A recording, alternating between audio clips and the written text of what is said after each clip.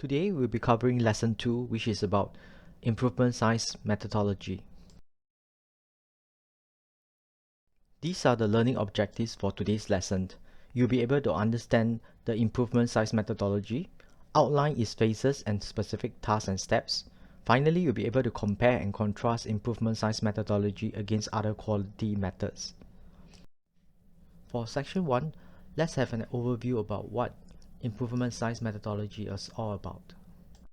So, what is improvement science all about? Have you heard of QI projects? If so, you will likely be familiar with the concepts revolving around improvement science. However, I do wish to point out that improvement science methodology is more than just QI methods and tools.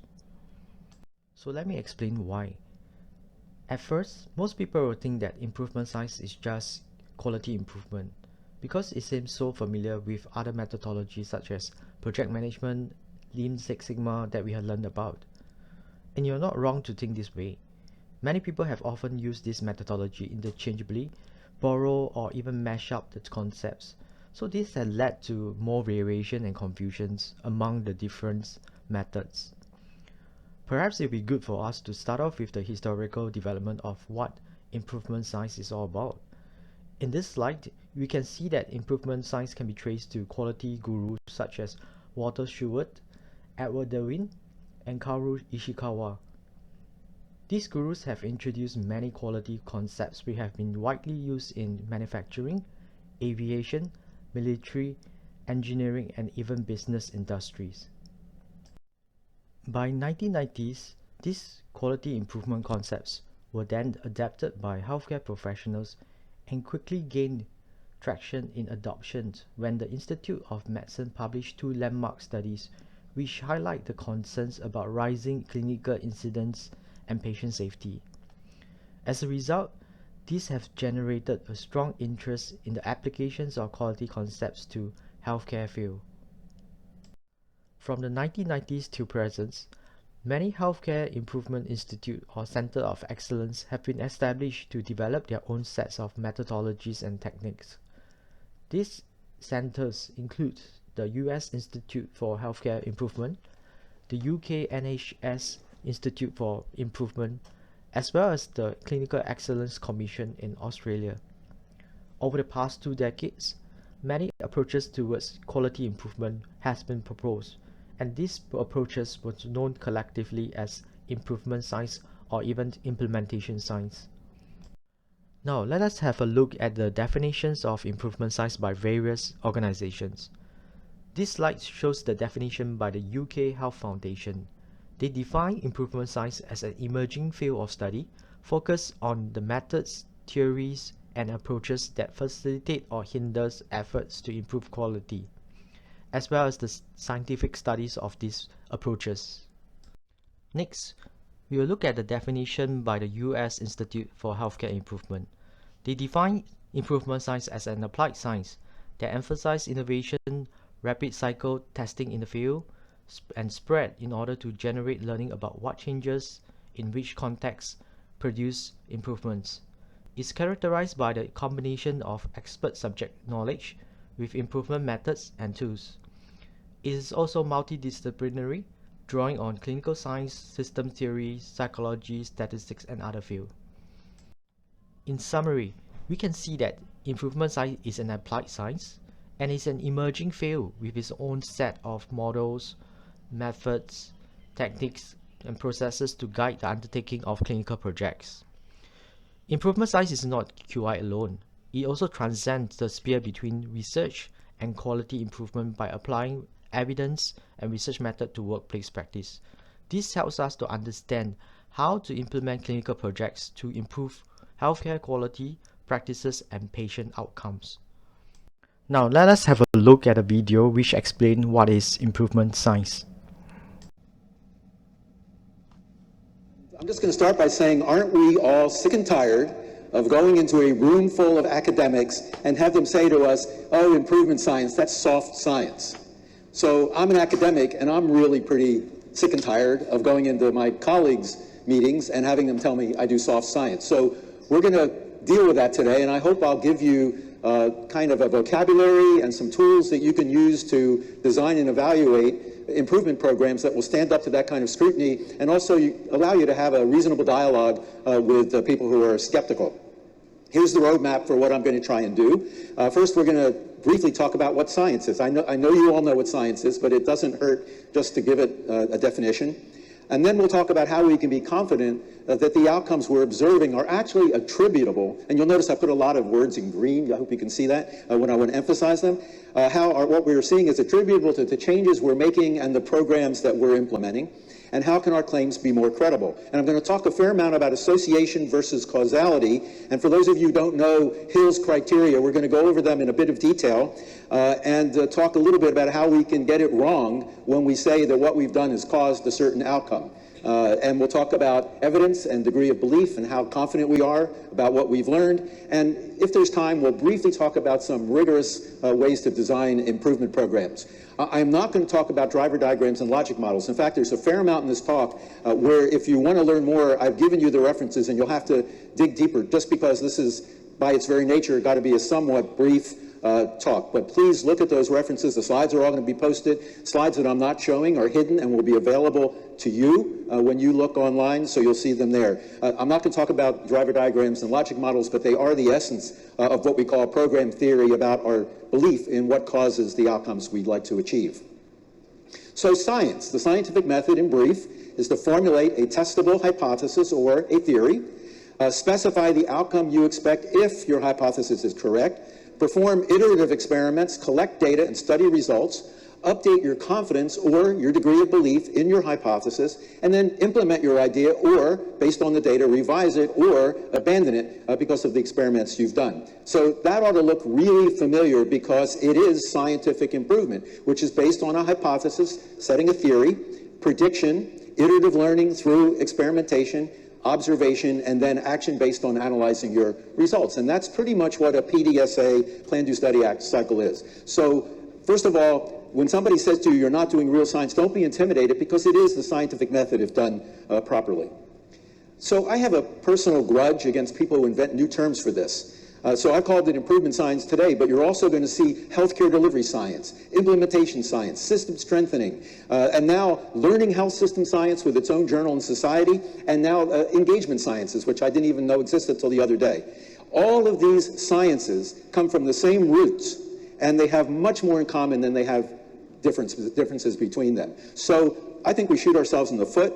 We use all these different terminologies to advance our own careers, I suppose, or our own publications, our own journals, our own societies. We should be working together to unify in what's an emerging and important field that most people think is soft. So scientific methods I've put up there, obviously from IHI, we talk a lot about the model for improvement, but don't get hung up on that either. All those methods come from the same scientific roots. Now, I'm going to mention briefly implementation science because it's kind of taken over the official language in the United States. If you want a government grant to do work in improvement, you've got to call it implementation work. And there's a 1,200-person meeting that will soon be the size of this one on implementation science in Washington. I've given you one widely used definition. There are many of these, but again, it ought to look familiar. We're trying to promote the uptake of research or evidence in real work settings to improve quality of care and population health. If we put cost in there, it would basically be the triple aim. So again, very similar to what we're trying to do. This is really an emerging field. If you look closely at that little inset down the bottom, there's a journal, there's a society, there are professors of implementation science, but there are some nuanced differences that I want to point out.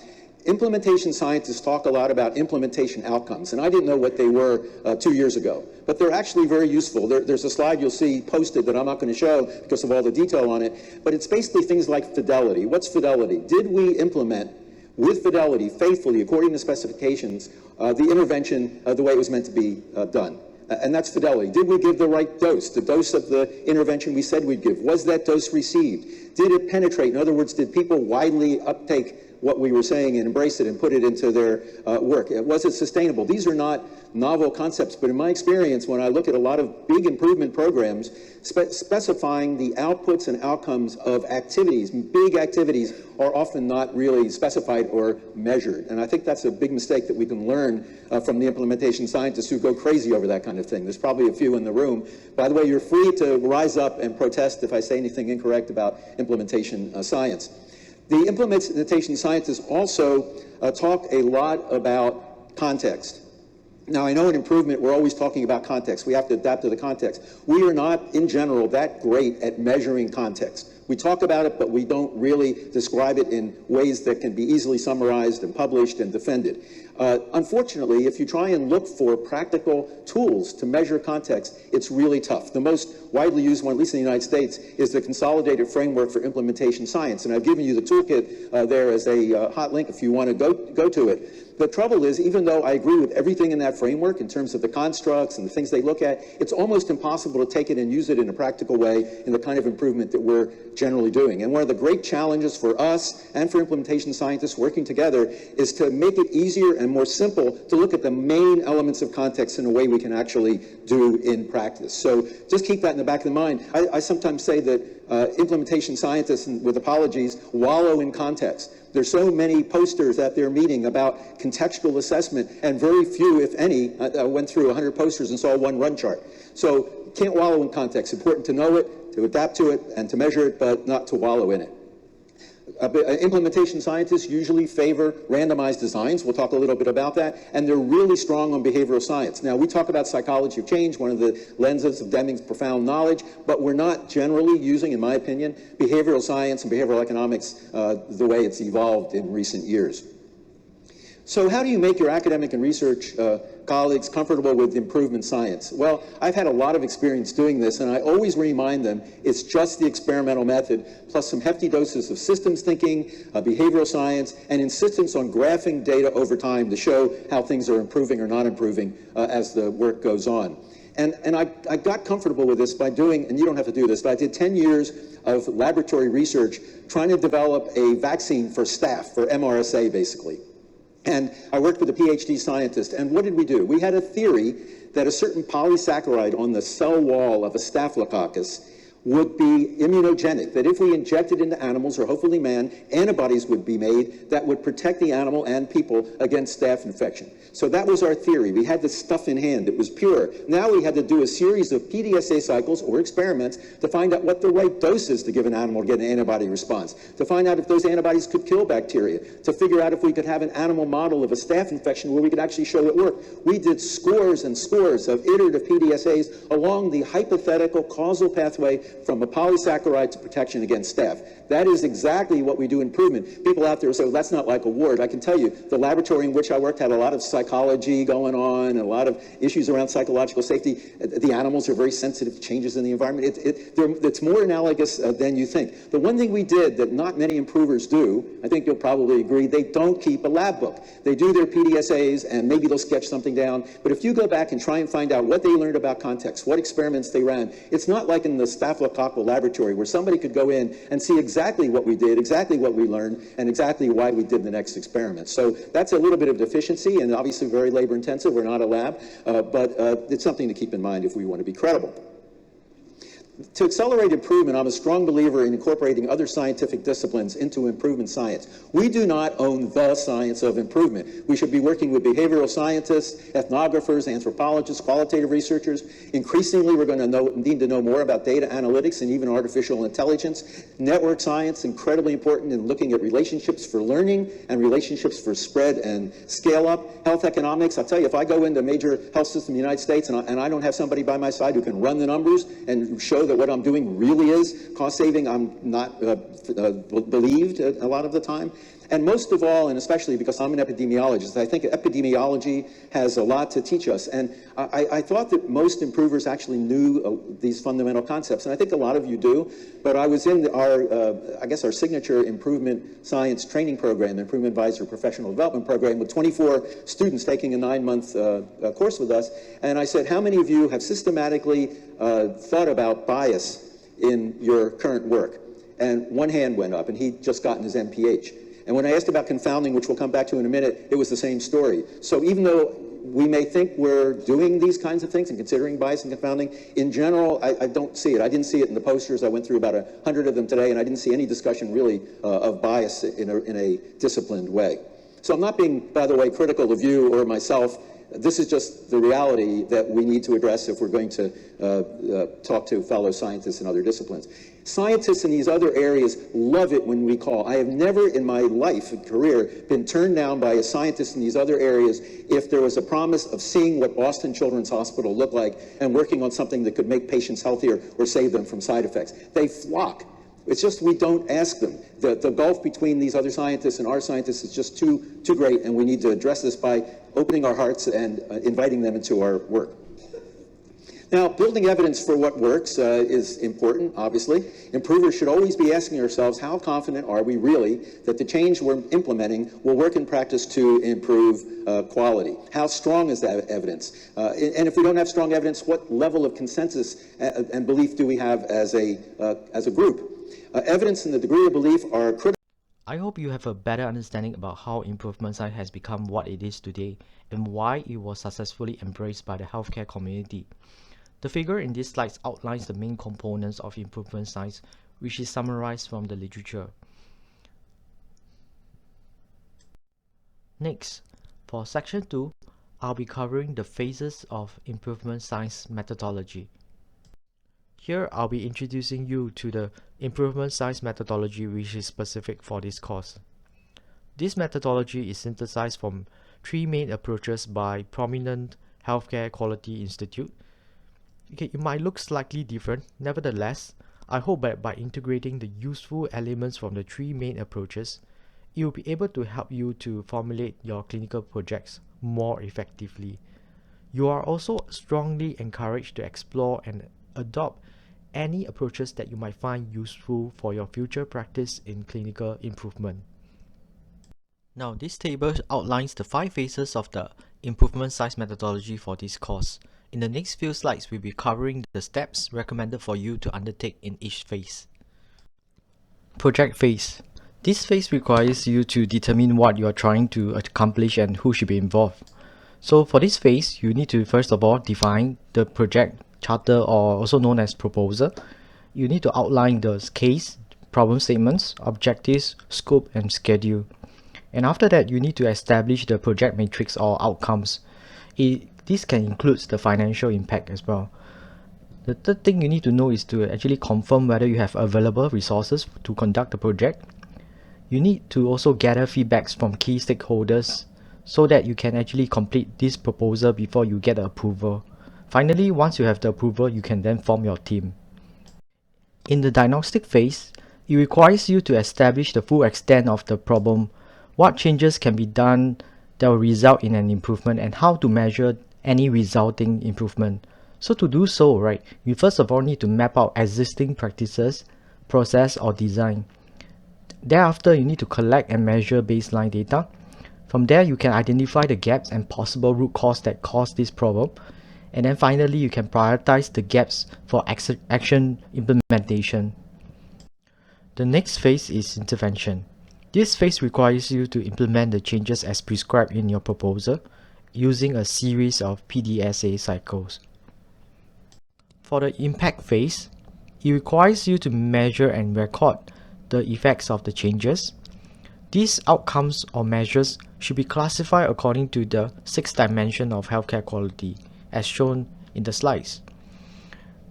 Finally, after you have measured all this, you could also document the lesson learned, whether your project has been successful and which part has not been successful. This will help to guide your future clinical project. For the final phase, which is sustaining improvement, you are required to document the action plan for transition to the process owner, or conduct a full-scale implementation within the institution. The next thing you could do is actually to share your project outcomes with your key stakeholders. And after you have obtained their approval, you can then close the project. This sums up the entire 5 phases of the improvement science methodology for this course. For section 3, I'll be covering the similarities and differences between improvement science methodologies against other quality methods. In terms of definition, you can see a lot of similarities between the 3 methods. All 3 methodologies prescribe a set of processes, methods, and techniques to achieve their project outcomes. In terms of application field, you can see that project management is very predominantly utilized in the engineering and IT sector, while improvement science methodology is heavily used in healthcare and education. If you can see in terms of methodology, all three have very similar structure and processes, ranging for about 4 to 5 stages. This is not surprising because these methodology have actually share and borrow concepts from each other. In terms of outcomes, you can see that the three methodologies differs a lot. Project management does not have a specific outcomes and varies from projects to projects, whereas Lean Six Sigma focuses on reduction in process variation, waste and defects, as well as to try to achieve improvement in productivity, performance, profits, and quality. Finally, you can see that improvement science methodology does have a so-called classification on the so-called healthcare outcomes that you want to achieve. We have come to the end of this session. Here are the summary points. We have gone through and understand what is improvement science. We also understand what are the 5 phases of improvement science and its specific tasks. And finally, we have compared the similarities and differences between improvement science, Lean Six Sigma, and project management. I hope you have enjoyed the lesson. Thank you.